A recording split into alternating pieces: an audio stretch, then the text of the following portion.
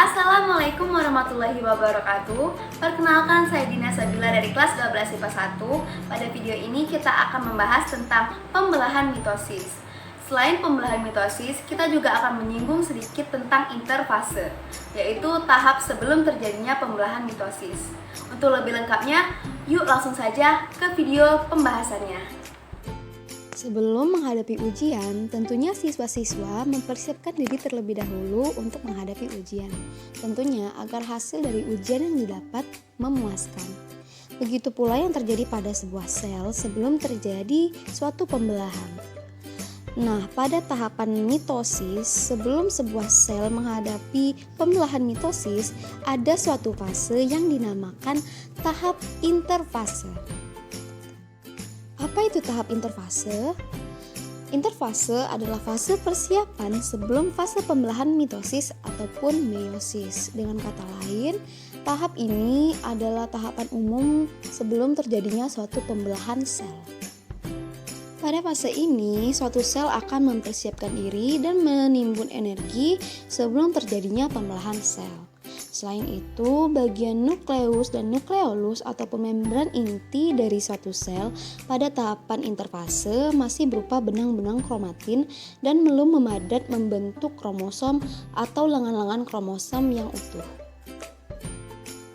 Interfase sendiri mempunyai tahap-tahapan yaitu fase G1, fase S, dan fase G2.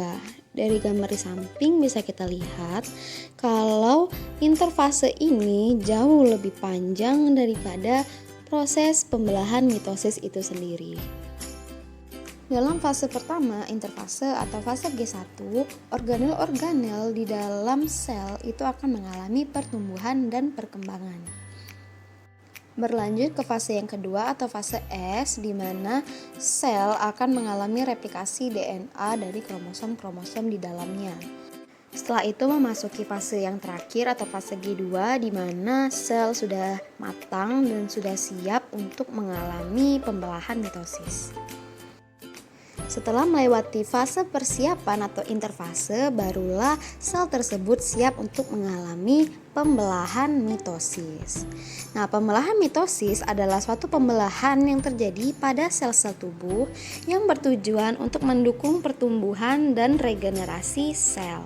Itulah kenapa suatu individu itu bertumbuh dari ukuran yang kecil ke ukuran yang besar. Serta sel-sel yang rusak itu dapat digantikan dengan adanya pembelahan mitosis ini. Pembelahan mitosis sendiri mempunyai 4 fase. Yang pertama adalah profase, yang kedua metafase, yang ketiga anafase, dan yang terakhir telofase. Nah, selanjutnya kita akan membahas lebih dalam tentang tahapan mitosis. Tahapan pertama dari pembelahan mitosis adalah profase. Nah, pada fase ini kromatin seperti pada tahap interfase tadi akan memadat dan membentuk kromosom. Kemudian kromosom tersebut akan menggandakan lengan dan membentuk sister kromatin atau pasangan lengan kromosom. Nah, selain itu, sepasang sentriol di dalam sel tersebut akan menuju kutub-kutub yang berlawanan disertai dengan menghilangnya membran inti. Berlanjut ke tahapan yang kedua, yaitu tahap metafase. Pada tahap ini, kromosom yang sudah terbentuk akan berbaris di garis ekuator sel atau garis tengah sel. Dan bagian sentromer atau bagian tengah dari kromosom akan diikat oleh benang-benang spindle ke bagian sentriol yang berada di kutub berlawanan di dalam sel. Nah, masuk ke tahapan yang ketiga atau tahap anafase. Pada tahapan ini, sister kromatid atau pasangan lengan kromosom yang terbentuk pada tahap profase tadi akan terpisah, lalu masing-masing ditarik oleh benang-benang spindle menuju kutub yang berlawanan seperti yang terjadi pada sentriol sebelumnya. Nah, dan tahapan yang terakhir dari pembelahan mitosis adalah tahap telofase. Pada tahap telofase ini akan terjadi peristiwa sitokinesis atau pemisahan sitoplasma yang membagi suatu sel menjadi 2 sel baru.